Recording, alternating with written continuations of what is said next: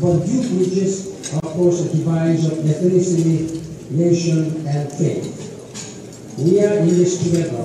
We are here together to uphold our responsibilities to people and the planet, to history and the future.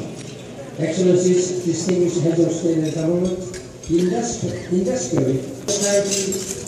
of each and every country you represent. Thank you very much.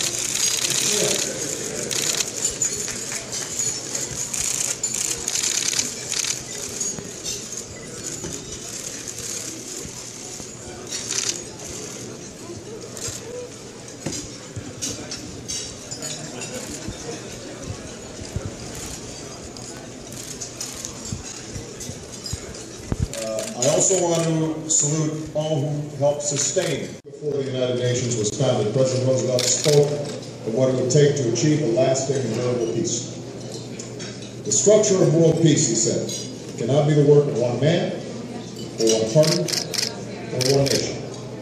It cannot be an American peace, or a British, a Russian, a French, or a Chinese peace.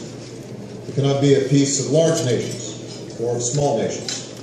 It must be a peace which rests on the cooperative effort of the whole world. Cheers. Salud.